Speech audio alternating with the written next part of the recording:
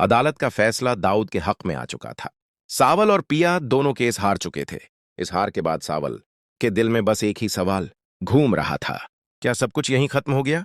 उसी रात सावल अपने ढाबा क्लब में अकेला बैठा था। अचानक दरवाजा खुला और पिया अंदर आ गई। सावल चौंक गया, हैरानी से बोला, तुम यहां? पिया हल्की मुस्कान के साथ बोली, दिल किया तुम्हारे हाथों की बनी चाय पी लूं। कुछ देर बाद चाय आई। सावल ने एक घूंट लिया और बिना कुछ कहे पिया ने उसी कप से चाय पी ली। सावल घबरा गया। ये मेरी चाय है, पिया ने आंखों में आंखें डालकर कहा। मोहब्बत ऐसे ही बढ़ती है। सावल का दिल पिघल गया। वह कुछ कहना चाहता था, लेकिन लफ्ज साथ नहीं दे रहे थे। पिया की आवाज में अब अफसोस था। मैंने जिंदगी में बहुत बड़ी गलती की, गलत इंसान को चुना। एलियार मेरी मोहब्बत के काबिल नहीं था। मोहब्बत कुर्बानी मांगती है, और वो कुर्बानी तुम जैसे इंसान ही दे सकते हो।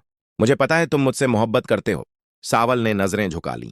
हिम्मत करके बोला, मैं आपसे बेइंतहा मोहब्बत करता हूं। तभी दरवाजे पर कदमों की आहट हुई। असलम अंदर आया और बोला, मैंने फैसला कर लिया है। मेरी जिंदगी का कोई भरोसा नहीं। दाऊद किसी भी वक्त नुकसान पहुंचा सकता है। मैं चाहता हूं पिया की शादी सावल से हो जाए। तैयारियां शुरू हुईं। मौलवी आए। सावल दूल्हा बना, पिया दुल्हन बनकर बैठी। मौलवी साहब ने पूछा, पिया, क्या तुम्हें यह निकाह कबूल है? कबूल है।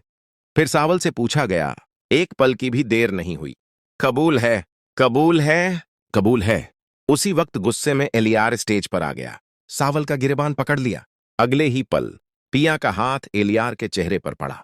ये मेरे शौहर हैं, मेरी इज्जत है, और मैं किसी को यह इजाजत नहीं दूंगी कि मेरी इज्जत को हाथ लगाए। टूटे दिल से एलियार बोला, तुमने मेरे जज्बात से खेला है, तुम कभी खुश नहीं रह पाओगी। उधर दाऊद सब जान चुका था। ठंडे लहजे में बोला, अब खेल शुरू होगा। पिया और सावल का किस्सा अब ज्यादा देर का नहीं। उसने अपने आदमियों को हुक्म दे दिया, असलम, पिया और सावल तीनों को खत्म कर दिया जाए। उधर सावल अपनी नई दुल्हन के साथ कमरे में आया। भावुक होकर बोला, अब मेरी जिंदगी मुकम्मल हो गई है। मुझे मेरी मोहब्बत मिल गई है। पिया ने उसके होंठों पर हाथ रख दिया। ये बात दोबारा मत कहिएगा, मेरी जिंदगी आपसे है। लेकिन उसी रात अंधेरे में दाऊद के आदमी घर में घुस आए।